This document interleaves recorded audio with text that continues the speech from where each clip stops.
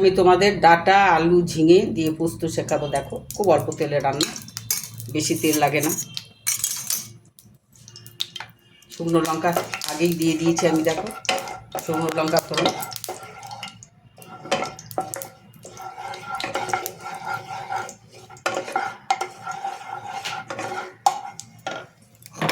আলুটা ধুয়ে রেখেছি। এবার আমি আলুটা দেবো।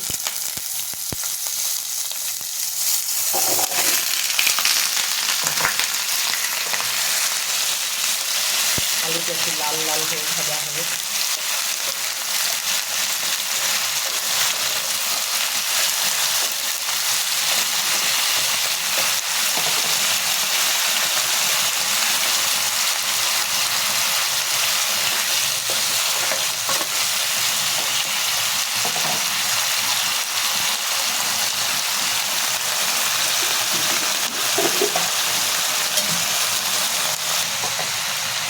একটু কষা হবে এটা।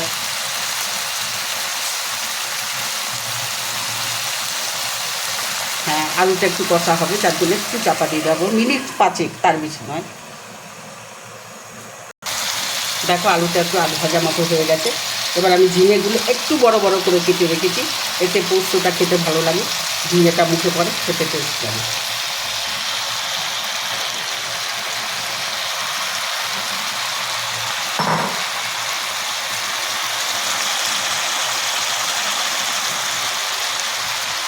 সামান্য নুন দিয়ে দেবো, এটাতে ঝিঙেটা তোমার সেদ্ধ হবে।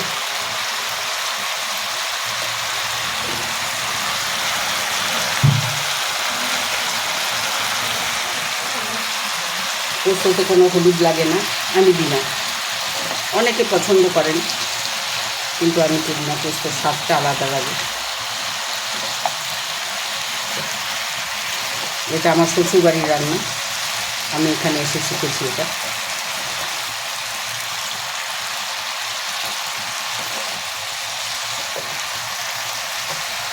আর একটু চাপা দেবো, যাতে একটা জলটা দিয়ে দিয়ে ঝিঙে আলুটা সেদ্ধ হয়। দেখো, আর একটু চাপা দিয়ে দিচ্ছি এবং ঝিঙে আছে। হ্যাঁ, এবার আমি ঢাকনাটা খুলছি। দেখো, ঝিঙের জল বেরিয়ে গেছে, আলুটাও সেদ্ধ হয়ে গেছে। এবার আমি একদম কচি ডাটা, যেটা আমি এখন দেব, একসঙ্গে দিলে এটা গলে যাবে। একদম কচি ডাটা, এর মধ্যে কোনো আঁশ নেই।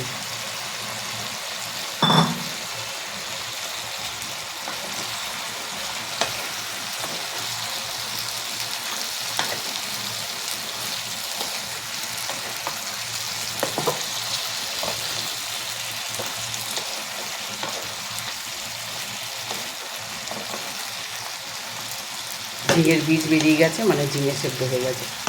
এবার আমি পোস্তটা দেবো। এখানে আমি 50 গ্রাম পোস্ত বেটে রেখেছি। একটু বেশি পোস্ত হলে পোস্তটা খেতে ভালো লাগে। কাঁচা লঙ্কা দিয়ে বেটে রেখেছি, যে যেমন ঝাল খাও সেরকম দেবে। আমি মিডিয়াম ঝাল দিয়েছি।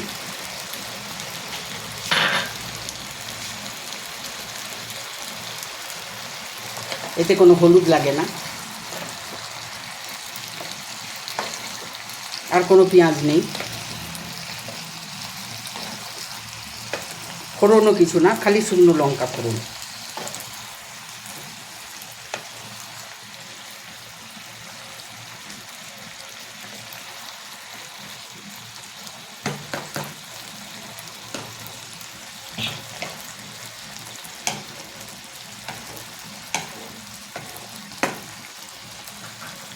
আর একটু ঢেকে দেবো, 10 মিনিটের মতো ঢাকা থাকবে। ধিমে আছে, আঁচটা কমিয়ে দেবো।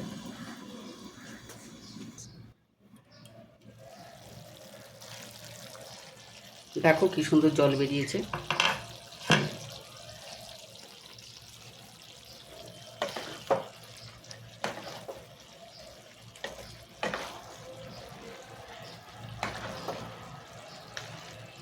নুন দেওয়া আছে, আর দেবো না।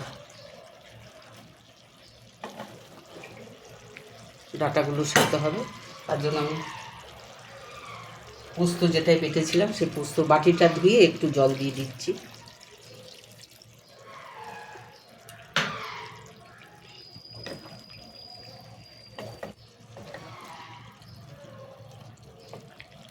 ডাঁটা আলুটা আরেকটু সেদ্ধ হবে।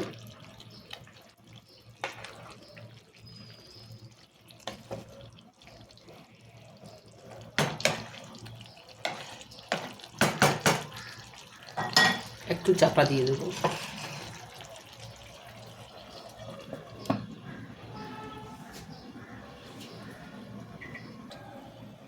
হ্যাঁ বন্ধুরা, দেখো মিনিট 15 ছিল চাপা দেওয়া, খুলে দিলাম। দেখো আলু টালু সব সেদ্ধ হয়ে গেছে। একটু করে ঘেটে দিলে ভালো হয়, না দিলেও পারো।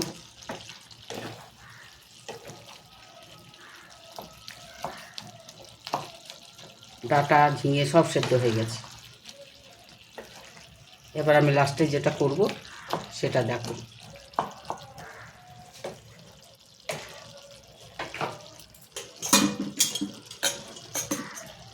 হালকা করে একটু কাঁচা তেল ছড়িয়ে দেবো, এটাই স্বাদ আনবে।